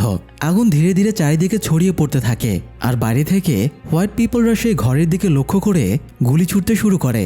ভেতরে থাকা ব্ল্যাক মিলিটারিরাও পাল্টা গুলি চালায়, কিন্তু আগুনে ভরা সেই পরিবেশে তারা টিকতে পারছিল না। একে একে সবাই মারা যেতে থাকে। মার্জ, রিচ, রনি আর উইল তারাও আগুনের মধ্যে আটকে পড়ে। এই ভয়াবহ মুহূর্তে ডিক হঠাৎ সেস্কির আত্মাকে দেখতে পায়। ডিক সেস্কির আত্মাকে ডাকে। সেস্কির দেখানো পথ ধরে গিয়ে ডিক আন্ডারগ্রাউন্ডে যাওয়ার একটি গোপন দরজা খুঁজে পায়। সে দ্রুত হ্যাঙ্ক, উইল আর রনিকে সেখানে নিয়ে গিয়ে ওই পথ দিয়ে বাইরে বের করে দেয়। এই সময় ভয় আর আতঙ্কের মাঝেই দানবের জন্য উৎসব চলছিল। সে ক্লাউনের রূপ নিয়ে একের পর এক মানুষকে শিকার করে চলছে। চারপাশের ভয়ই তাকে আরও শক্তিশালী করে তুলছিল। হঠাৎ ডিকের চোখ পড়ে সেই ক্লাউনের দিকে। ক্লাউন তাকেও ভয় দেখানোর চেষ্টা করে। ডিক যখন মৃত আত্মাদের সঙ্গে যোগাযোগ শুরু করেছে, তখন আত্মারাও আবার তাকে দেখতে পাচ্ছিল। সেস্কির আত্মার সঙ্গে সংযোগের কারণে মৃত আত্মারা চারপাশে ভিড় করতে থাকে। হ্যাঙ্ক, রনি আর উইলকে বের করে দেওয়ার পর ডিক, মার্জ আর রিচকেও খুঁজে পায়। কিন্তু ঠিক তখনই তাদের সামনে ছাদ ধসে পড়ে এবং আগুন লেগে যায়। ডিকের আর কিছুই করার ছিল না। মার্জ আর রিচের পাশে একটি ফ্রিজ ছিল। সেই ফ্রিজের ভেতরে ঢুকতে পারলে আগুনের ধোঁয়া থেকে বাঁচার সম্ভাবনা ছিল, কিন্তু সেখানে ঢোকা যাবে মাত্র একজন। রিচ মার্জকে অসম্ভব ভালোবাসত। নিজের জীবন ঝুঁকিতে ফেলে সে মার্জকে জোর করে সেটার ভেতরে ঢুকিয়ে দেয়। নিজে ফ্রিজের উপর শুয়ে পড়ে। সেখানেই সে মৃত্যুকে বরণ করে নেয়। এদিকে ব্ল্যাক পিপলদের ওপর নিজেদের আক্রোশ মিটিয়ে হোয়াইট পিপলরা যার যার গাড়িতে করে চলে যায়। সেই দলের মধ্যেই ছিল ইনগ্রিডের স্বামী কাশ। চলে যাওয়ার সময় কাশ গাড়ি স্টার্ট দিতে গিয়ে দেখে গাড়ি চলছে না। সে নেমে গাড়ি ঠিক করতে শুরু করে। ঠিক তখনই তার চোখে পড়ে ইনগ্রিডকে। সে ক্লাউনের পোশাক পরে তার দিকে এগিয়ে আসছিল। কাশ অবাক হয়ে জিজ্ঞেস করে সে কেন এমন সেজেছে এবং এখানে কেন এসেছে। ইনগ্রিড শান্তভাবে বলে এটাই তার সত্যিকারের রূপ। কথা বলতে বলতেই ইনগ্রিড কাশের পেছনে পেনিওয়াজকে দেখতে পায়। সে আনন্দে বাবা বলে ডাকে। পেনিওয়াজ এসে প্রথমেই কাশকে হত্যা করে এবং তার মাথা খেতে শুরু করে। এরপর ইনগ্রিড পেনিওয়াজকে জানায় হ্যাঙ্ক এখানে আছে বলে হোয়াইট পিপলদের খবরটা সেই দিয়েছিল। তার ধারণা ছিল হ্যাঙ্কের কথা জানালে তারা এখানে আসবে, হাঙ্গামা হবে, আর যেখানে রক্ত, ভয় আর বিশৃঙ্খলা সেখানে পেনিওয়াজ না এসে পারবে না। আসলে পুরো ব্যাপারটাই ছিল ইনগ্রিডের পরিকল্পনা, তার বাবার সঙ্গে আবার দেখা করার জন্য। সেই সাবেক চিফ ক্লিন্টকে ফোন করে জানিয়েছিল হ্যাঙ্ক এখানে লুকিয়ে আছে। ইনগ্রিডের কথা শুনে পেনিওয়াজের রূপ নেওয়া দানব আদরে সুরে তাকে নিজের কাছে ডাকে। ইনগ্রিড তাকে নিজের বাবা ভেবে জড়িয়ে ধরে। তখন দানব জানায় সে ঘুমাতে যাচ্ছে। প্রত্যেকবার এমন বড় ঘটনার পর দানবের একটি চক্র শেষ হয় আর সে 27 বছরের জন্য ঘুমিয়ে পড়ে। কিন্তু ইনগ্রিড তাকে যেতে দিতে চায় না। এতদিন পর বাবাকে ফিরে পেয়ে সে তাকে ছাড়তে নারাজ। দানব চলে যেতে চাইলে ইনগ্রিড তার হাত চেপে ধরে। তখন দানব ভয়ঙ্কর দৃষ্টিতে তার দিকে তাকায়। এই মুহূর্তেই ইনগ্রিড বুঝে যায় এটা তার বাবা নয়। ইনগ্রিডের এই উপলব্ধির সঙ্গে সঙ্গেই দানবটি বিশাল হা করে। তার ভেতর থেকে তীব্র আলো বেরোতে থাকে, যেন এক গভীর গহ্বর। সে আলোয় তাকিয়ে ইনগ্রিড নড়াচড়া করার শক্তি হারিয়ে ফেলে। দানবটি তাকে ওপরের দিকে তুলে ধরে, একেবারে অসাড় করে দেয়। আগুনের খবর পেয়ে উদ্ধারকারী দল যখন সেখানে পৌঁছায় ততক্ষণে সব পুড়ে ছাই। মার্জকে সেই ফ্রিজ থেকে জীবিত উদ্ধার করা হয়, আর বাইরেই পড়েছিল রিচের মৃতদেহ। উইল আর রনিও সেখানে আসে। হ্যাঙ্ক তখন জঙ্গলের ভেতর পালিয়েছিল। রিচকে হারিয়ে মার্জ, উইল আর রনি ভেঙে পড়ে। বিশেষ করে মার্জ, কারণ রিচ ছিল তার সবচেয়ে কাছের বন্ধু, আর তাকে বাঁচাতেই রিচ নিজের জীবন দিয়েছে। এই ঘটনার পর তারা সবাই গভীরভাবে ট্রমাটাইজড হয়ে যায়। সেখান থেকে উদ্ধার করা হয় ক্লাউন রূপী ইনগ্রিডের মৃতদেহ। খবর পেয়ে হ্যানলন আর শার্লটও সেখানে আসে। প্রথমেই তারা বাচ্চাদের সঙ্গে দেখা করে। তারা যখন উইলকে সান্ত্বনা দিচ্ছিল ঠিক তখনই ফুলার এসে হ্যানলনকে ডেকে নিয়ে যায়। শার্লট তখন বাচ্চাদের সঙ্গেই থেকে যায় এবং জিজ্ঞেস করে হ্যাঙ্ক কোথায়। এদিকে ডিক মৃত আত্মাদের সঙ্গে যোগাযোগ করার পর থেকে চারপাশে শুধু তাদেরকেই দেখতে পাচ্ছিল। এই অগ্নিকাণ্ডে যারা মারা গেছে তাদের আত্মারা তাকে ঘিরেছিল, ফিস ফিস করে কথা বলার চেষ্টা করছিল। সেই ভয়ঙ্কর রূপ আর শব্দে ডিক প্রায় পাগলপ্রায় হয়ে যায়। ঠিক তখনই ফুলার হ্যানলনকে নিয়ে সেখানে পৌঁছায়। যাই হোক, হ্যানলন ডিকের কাছে গিয়ে জিজ্ঞেস করে সে ঠিক আছে কিনা, কিন্তু তখন ডিকের অবস্থা ঠিক নেই, সে ঠিকমতো কথা বলতে পারছে না। হ্যানলন ফুলারকে জানায় যে ডিকের হেল্প প্রয়োজন। ফুলার তখন বলে এই জন্য আগে ডিককে নিরাপদে বেজে ফিরিয়ে নিতে হবে, কারণ হতে পারে দানবটা এখনও বাইরে ঘুরছে। কিন্তু ডিক জানায় সে আর দানবটাকে অনুভব করতে পারছে না, হয়তো দানবটা আবার তার স্লিপিং সাইকেলে চলে গেছে, অর্থাৎ ঘুমাতে গেছে। এটি শুনে ফুলার ক্ষেপে ওঠে। সে ভাবে এত পরিশ্রমের পর দানবটা যদি চলে যায় তাহলে তাদের চেষ্টা বৃথা হয়ে যাবে। ডিক জানায় সে একটি মেয়ের আত্মার মাধ্যমে একটি পিলার খুঁজে বের করতে পারবে। এদিকে হ্যাঙ্ক তখন জঙ্গলে লুকিয়ে আছে। শার্লট, উইল, রনি ও মার্চকে নিয়ে গিয়ে তার সঙ্গে দেখা করে। তারপর হ্যানলনের কাছে আসে এবং পরামর্শ চায় হ্যাঙ্ককে ডেরি থেকে কিভাবে বের করা যায়। হ্যানলন বলে আপাতত হ্যাঙ্ককে আমাদের ডেরির পুরনো বাসাতেই রাখতে হবে, কারণ সেখানে কেউ তাকে খুঁজবে না। শার্লট রাজি হয় না, কারণ সে এই দানবের মাঝে আর থাকতে চায় না। হ্যানলন তাকে নিশ্চিত করে যে ডিক বলেছে দানবটা এখন স্লিপিং সাইকেলে আছে, তাই আপাতত কোনো ভয় নেই। এরপরে শার্লট হ্যাঙ্ককে গোপনে তাদের ডেরির বাড়িতে নিয়ে যায়। এদিকে নিউজে প্রচার হয় যে ব্ল্যাক পিপলদের স্পটে আগুন লেগে অনেক মানুষ মারা গেছে।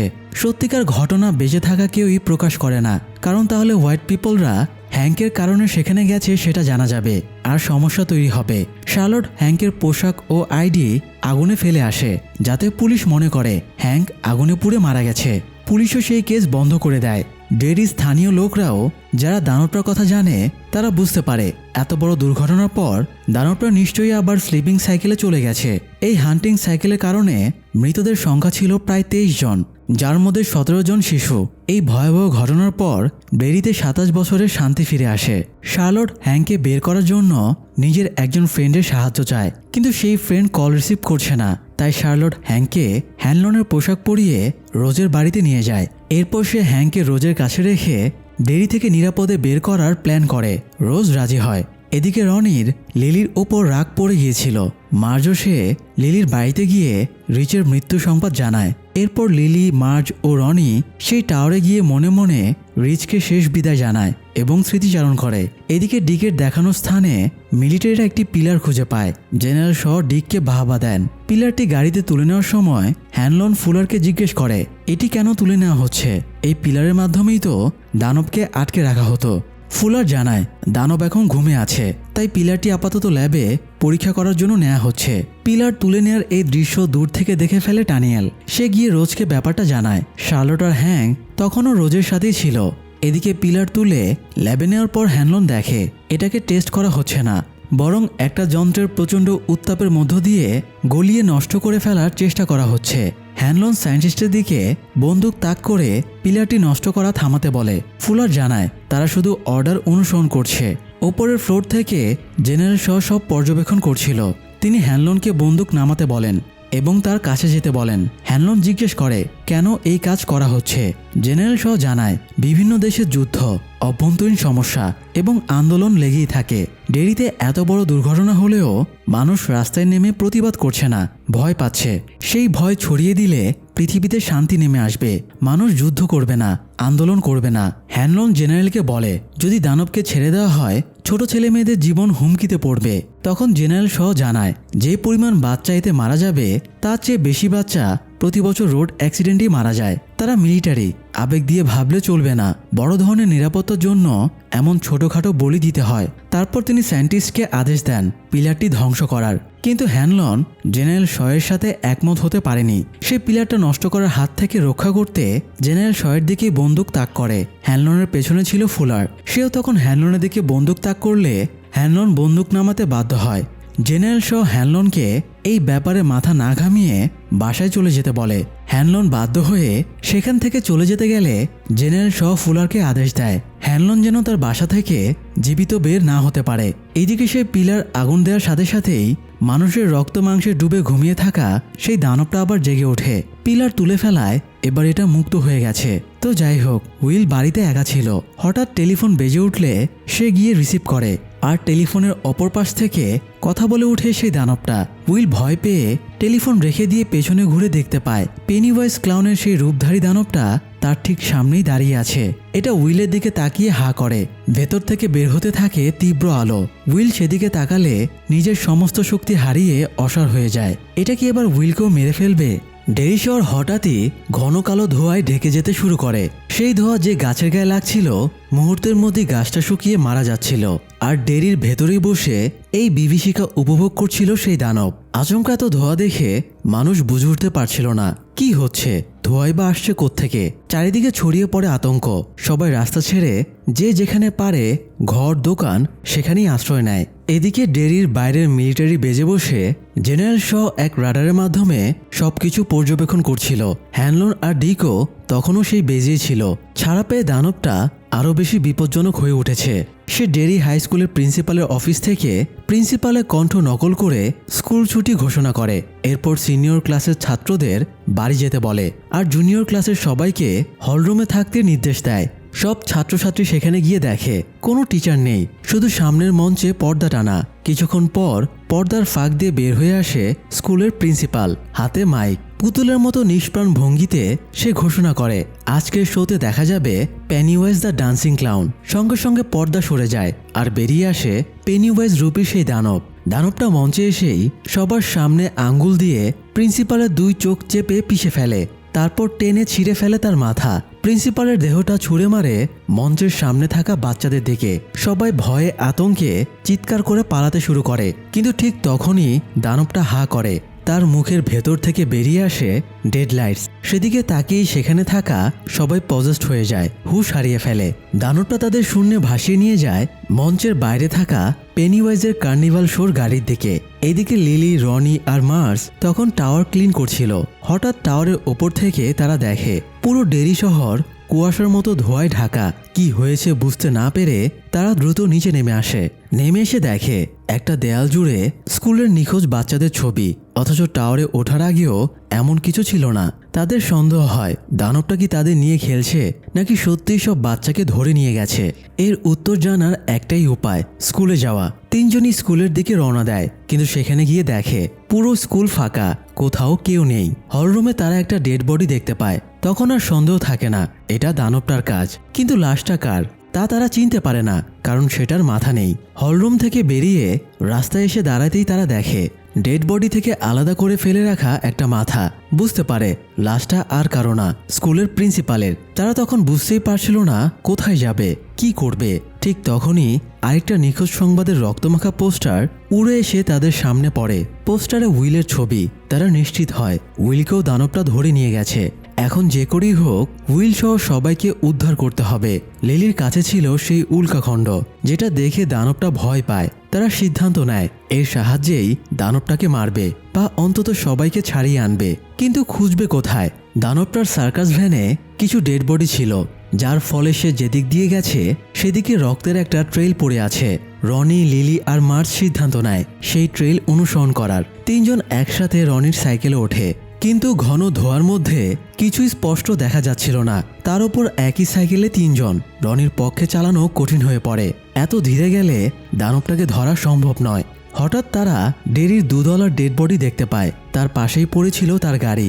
মার্চ গিয়ে ড্রাইভিং সিটে বসে, লিলিও তার পাশে ওঠে। রনি জিজ্ঞেস করে সে কি ড্রাইভিং জানে। মার্চ জানায় সে তার চাচাকে গাড়ি চালাতে দেখেছে। যেভাবে দেখেছে সেভাবেই গাড়ি স্টার্ট করে চালাতে শুরু করে। এলোমেলো হলেও সামহাও সে গাড়ি চালাতে পারছিল।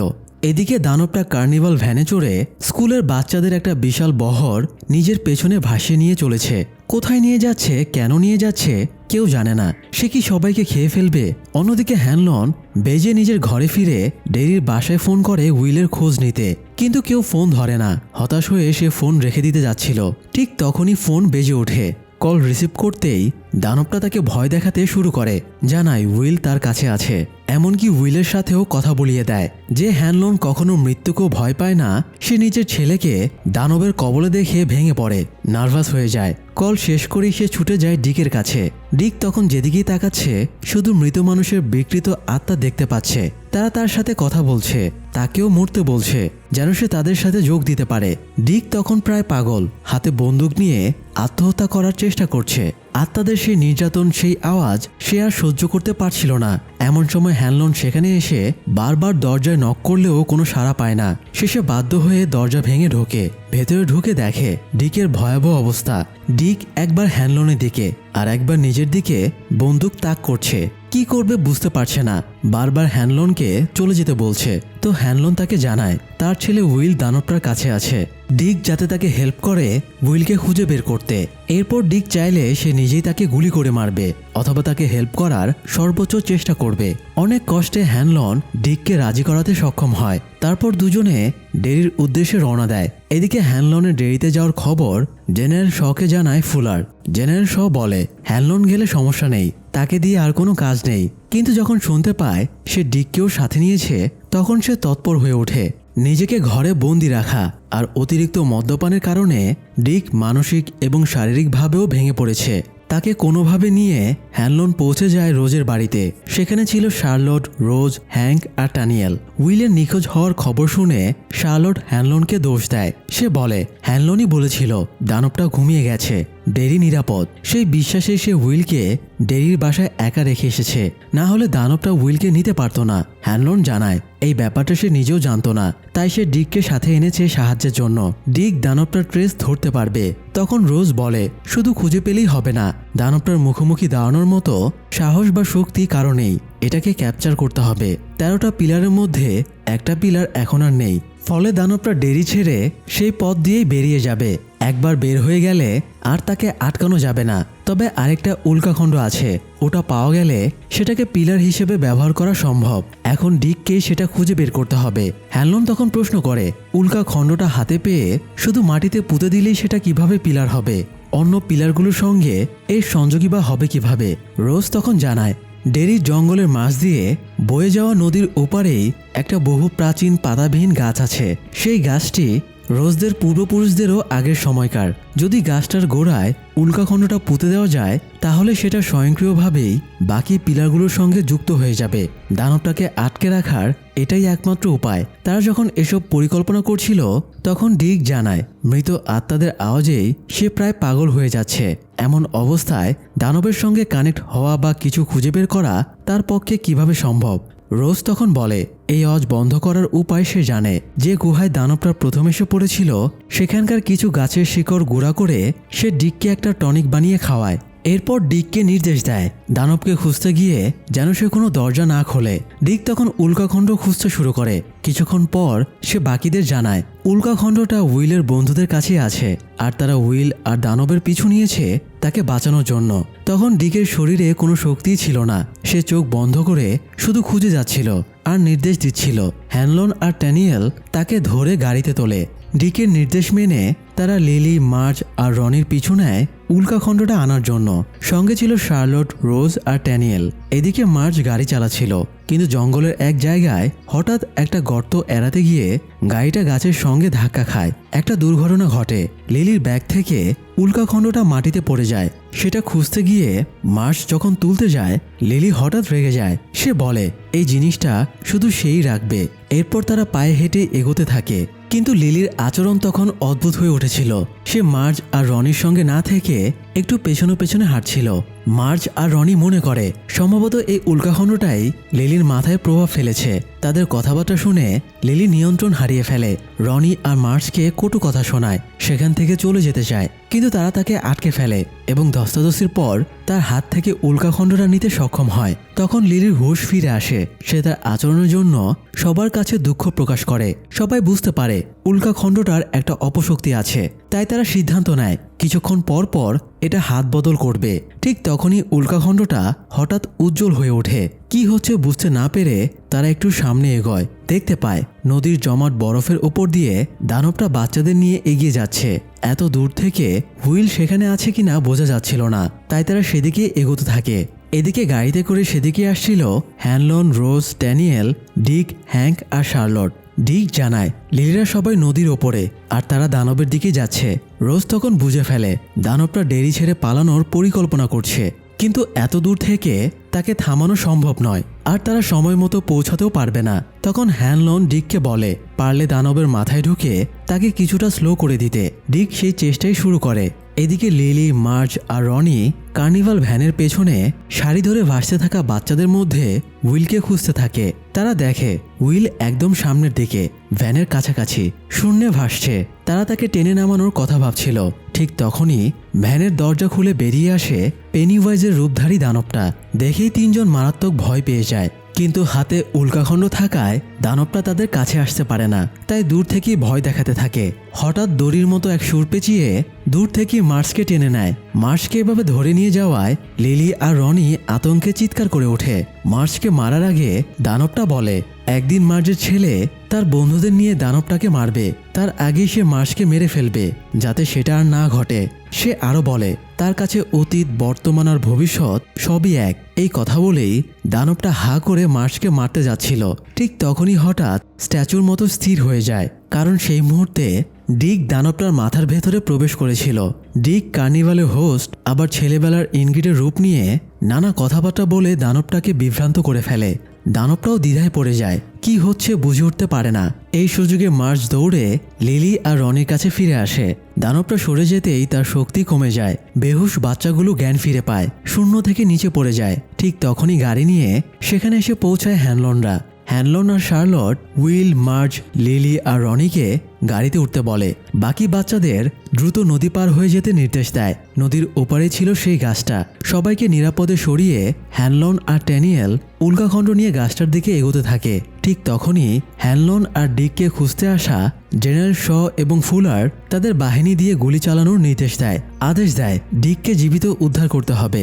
ট্যানিয়েল সেখানেই মারা যায় আর হ্যানলনের পায়ে গুলি লাগে। হ্যানলনকে আহত হতে দেখে উইল গাড়ি থেকে নেমে দৌড়ে আসে, সঙ্গে মার্জ, লিলি আর রনি। মিলিটারিরা বাচ্চাদের দেখে কিছু বলে না, কিন্তু বাকিদের গাড়ির কাছে আটকে রাখে। হ্যানলন উইলকে দায়িত্ব দেয় উল্কাখণ্ডটা গাছটার গোড়া পর্যন্ত নিয়ে যেতে হবে। উইল ভয় পেয়ে বলে তার এত সাহস নেই। হ্যানলন তাকে আশ্বস্ত করে সে পারবে। এরপর মার্জ, লিলি, উইল আর রনি একসাথে উল্কাখণ্ড নিয়ে গাছটার দিকে এগিয়ে যায়। এদিকে জেনারেল সহ দূরবীনে স্ট্যাচুর মতো দাঁড়িয়ে থাকা দানবটাকে দেখে তার দিকে এগিয়ে যায়, গিয়ে কথা বলতে শুরু করে। জেনারেল সহ বলে সে ভেবেছিল এটা কেবল কল্পনা, কিন্তু এখন দেখছে বাস্তবেই আছে। জেনারেল শয়ের কথা শুনে দানবটা ডিকের কৌশল বুঝে জেগে ওঠে, আর একই সঙ্গে ডিকও জ্ঞান ফিরে পায়। দানব জেগে উঠতেই জেনারেল শ তাকে বলে এখন সে ফ্রি, চাইলে চলে যেতে পারে। কিন্তু যাওয়ার আগে দানবটা জেনারেল শকে মেরে ফেলে। জেনারেল শয়ের চিৎকার শুনে ফুলার কিছু মিলিটারিকে পাঠায় তাকে খুঁজতে, আর নিজে হ্যাঙ্ক, হ্যানলন আর ডিককে এক জায়গায় এনে পাহারা দিতে থাকে। এদিকে উল্কাখণ্ডটা উইলের ওপরও প্রভাব ফেলতে শুরু করে লিলির মতোই। সে মনে করতে থাকে সে পারবে না, ফিরে আসতে চায়, কিন্তু বাকিরা তাকে বোঝায় এটা উল্কাখণ্ডের প্রভাব। যত এগোচ্ছিল উল্কাখণ্ড ততই উজ্জ্বল ও শক্তিশালী হয়ে উঠছিল। চারজন মিলে ধরেও সেটাকে সামনে নেওয়া কঠিন হয়ে যাচ্ছিল। এদিকে দানব হুঁশ ফিরে পেতেই উইলদের দিকে এগোতে থাকে। তখন হ্যানলনের ইশারায় হ্যাঙ্ক আর ডিক একসাথে মিলিটারিদের ওপর ঝাঁপিয়ে পড়ে। তাদের বন্দুক ছিনিয়ে নিয়ে দানবটাকে গুলি করতে শুরু করে। হ্যানলন হেডশট করে দানবটার মাথা উড়িয়ে দেয়। নতুন করে মাথা তৈরি হতে সময় লাগছিল, কিন্তু ততক্ষণে উইল, মার্জ, লিলি আর রনি চারজন মিলেও পিলারটা মাটিতে বসাতে পারছিল না। ঠিক তখনই ডিক এক অভূতপূর্ব দৃশ্য দেখে। সেস্কির আত্মা এসেছে, আর তার সঙ্গে রিচের আত্মাও। রিচের আত্মা দৌড়ে গিয়ে উইলদের সঙ্গে হাত লাগায়, যদিও দানব আর ডিক ছাড়া কেউ সেটা দেখতে পায় না। দানব তখন নিজের সব শক্তি দিয়ে ডানা তৈরি করে উড়ে গিয়ে উইলদের থামাতে চায়, কিন্তু পেছন থেকে রোজ, হ্যাঙ্ক আর ডিক গুলি করে তাকে স্লো করে দেয়। দানব পৌঁছানোর ঠিক আগ মুহূর্তে উইল, রিচ, রনি, লিলি আর মার্জ উল্কাখণ্ডটা মাটিতে বসাতে সক্ষম হয়। সাথে সাথে সব পিলার একসঙ্গে জ্বলে ওঠে। দানবটা ছিটকে ডেরির ভেতরে গিয়ে পড়ে, আর বেরোতে পারে না। এতদিনে নেওয়া তার সব রূপ একে একে ভেঙে পড়ে। শেষে সে নিজের আসল রূপ ডেডলাইটসে ফিরে যায়, আর সেই গুহায় চলে যায়। সেখানে গিয়ে সে আগামী 27 বছরের জন্য ঘুমিয়ে পড়ে। এদিকে উইল, রনি, মার্জ আর লিলি রিচকে দেখতে না পেলেও তার উপস্থিতি অনুভব করেছিল। রোজ নিজের একমাত্র আত্মীয় ভাগ্নের ট্যানিয়েলের মৃত্যুতে গভীর শোকে ভেঙে পড়ে। রিচের ফিউনারেলের দিন উইল, রনি, মার্জ আর লিলি তাকে স্মৃতিচারণ করে শেষ বিদায় জানায়। বন্ধুত্বটা ছিল অল্প দিনের, কিন্তু ছিল ভীষণ দৃঢ়, এতটাই যে একে অপরের জন্য জীবন দিতেও তারা দ্বিধা করেনি। সেদিন ডিক দেখতে পায় রিচ নিজের ফিউনারেলে উপস্থিত, সব দেখছে, সব শুনছে, কিন্তু এখন আর ডিক আগের মতো আত্মা দেখে না, আওয়াজও শোনে না। রোজের বানানো টনিক তার কাজে দিয়েছে। সে গিয়ে রিচের বাবা মাকে সান্ত্বনা দেয় এবং বলে রিচ তাদের সাথেই আছে, সবসময় থাকবে। সত্যিই তখন রিচের আত্মা তাদের পাশেই ছিল। শেষবারের মতো টাওয়ারে যায় লিলি, রনি, উইল আর মার্জ। তখন মার্জ লিলিকে জানায় দানবটা সেদিন তার সঙ্গে কথা বলেছিল একদিন মার্জের ছেলেই নিজের বন্ধুদের নিয়ে দানবটাকে মারবে। সেই কারণেই দানবটা মার্জকে মেরে ফেলতে চেয়েছিল, যাতে তার ছেলে জন্মাতেই না পারে। দানবটা আরও বলেছিল তার কাছে অতীত, বর্তমান আর ভবিষ্যৎ আলাদা কিছু নয়, সবই এক। মার্জ তখন শঙ্কা প্রকাশ করে যদি দানবটা এখন অতীতে গিয়ে তাদের আগের প্রজন্মকে মেরে ফেলে বা ভবিষ্যতে গিয়ে কাউকে আক্রমণ করে। লিলি তাকে শান্ত করে বলে তাহলে সেটা অন্যদের লড়াই হবে, তাদের নয়। এই ঘটনার পর লিলি অনেকটাই স্বাভাবিক হয়ে ওঠে। তার ভেতরের হীনমন্যতা আর নেই, সে নিজেকে আর উইয়ার্ড ভাবে না। এমনকি সে নিয়মিত নিজের বাবার কবরেও যেতে শুরু করে। যাই হোক, শার্লট হ্যাংকে নতুন পরিচয় দিয়ে ডেরি থেকে বের হতে সাহায্য করে। যাওয়ার আগে রনি উইলের সঙ্গে দেখা করে। ডেরি ছেড়ে গেলে এখানকার স্মৃতি আর মনে থাকে না, তবুও তারা একে অপরকে সব মনে রাখার অনুরোধ করে। এরপর সেদিনের অসমাপ্ত চুমুটার ইতি টানে রনি। সে নিজেই উইলকে চুমু দেয়। উইল বলে আর কিছু মনে না থাকলেও এই চুমুটার কথা সে ভুলবে না। এরপর হ্যাংক, রনি আর তার দাদি ডেরি ছেড়ে চলে যায়। ডিকও লন্ডনে চলে যায় নিজের এক বন্ধুর হোটেলে শেফের কাজ নিয়ে। যাওয়ার আগে সে হ্যানলনকে যোগাযোগ রাখার কথা বলে যায়। অন্যদিকে হ্যানলনের জীবনের সবচেয়ে গুরুত্বপূর্ণ ছিল মিলিটারি, কিন্তু মিলিটারি যে কাজে নেমেছিল তাতে শুধু শহর নয়, তার পরিবারও বিপদের মুখে পড়েছিল। সেই কারণেই সে চাকরি ছেড়ে দেয়। তাদেরও পরিকল্পনা ছিল ডেরি ছেড়ে যাওয়ার, সবকিছু নতুন করে শুরু করার। শেষবারের মতো বিদায় জানাতে শার্লট আর হ্যানলন রোজের সঙ্গে দেখা করতে যায়। তখন রোজ জানায় সে তার খামার বাড়িটা বিক্রি করে দিচ্ছে। ড্যানিয়েলকে ছাড়া সেখানে থাকা তার পক্ষে আর সম্ভব নয়। সে চায় হ্যানলন আর শার্লট সেই বাড়িটা নিয়ে ডেরিতেই থাকুক, পাশাপাশি পিলারগুলোর দেখভাল করা আর দানবটা আবার ফিরে এলে প্রতিহত করার দায়িত্ব তারা নিক, কারণ দানবটা সম্পর্কে এখন তারাই সবচেয়ে বেশি জানে। তাছাড়া দানবটা তো মারা যায়নি, সে আবার জেগে উঠবে 27 বছর পর। অন্তত ততদিন পর্যন্ত হলেও চাইলে তারা ডেরিতে থাকতে পারে। কিন্তু শার্লট আর হ্যানলন প্রথমে প্রস্তাবটা নাকচ করে দেয়। তারা বলে তারা ডেরি ছেড়ে চলে যাবে, কিন্তু চলে যাওয়ার ঠিক আগে গাড়ি স্টার্ট দিয়ে শার্লট হঠাৎ নিজের সিদ্ধান্ত বদলায়। সে থেকে যাওয়ার কথা বলে। হ্যানলনও রাজি হয়, এখানেই থেকে চাষাবাস করবে এবং পশু পাখি পালবে। এই সিদ্ধান্তে উইল খুব খুশি হয়। ডেরির বাইরে গেলে সে সব ভুলে যেত, এখন আর ভুলবে না। রনিকেও সে মনে রাখতে পারবে। সে তখনই রনিকে চিঠি লিখতে বসে যায়। এদিকে সেদিন ব্ল্যাক পিপলদের স্পটের দুর্ঘটনায় ইনগ্রিড মারা যায়নি। পরে তার জ্ঞান ফিরলেও সে মানসিক ভারসাম্য হারিয়ে ফেলে। তাকে ভর্তি করা হয় জুনিফার হিলে। এই ঘটনার 27 বছর পর 1988 সালে ইনগ্রিড তখনও জুনিফার হিলেই ছিল। বয়সে অনেকটাই বুড়ি হয়ে গেছে সে। ইনগ্রিড একদিন নিজের রুমে বসে ছবি আঁকছিল।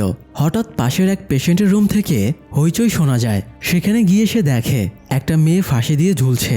ডাক্তার আর নার্সদের ভিড় জমেছে। সেখানে থাকা আরেকজন মেয়ের দিকে তাকিয়ে ইনগ্রিড হঠাৎ বলে ওঠে সেই কথাটা, যেটা সে একদিন লিলিকে বলেছিল। ডেরিতে যে মরে সে আসলে মরে না, হয়তো এই মেয়েটা লিলি। এই কথাটা বলেই ইনগ্রিড হেসে ওঠে। তবে কি দানবটা আবার জেগে উঠেছে? এবার কি হবে? কারা দাঁড়াবে এই দানবের বিরুদ্ধে? এবারও কি মানুষেরই জয় হবে?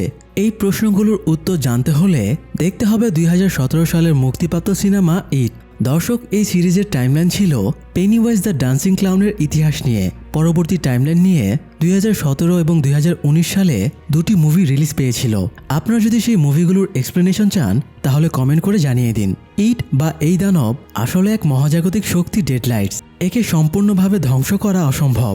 এক রূপে ধ্বংস হলেও সে আবার জেগে উঠবে অন্য রূপে, অন্য কোনো জায়গায়, হয়তো মহাবিশ্বেরই অন্য কোনো গ্রহে। আজ এ পর্যন্তই, দেখা হবে পরের আয়োজনে। ধন্যবাদ।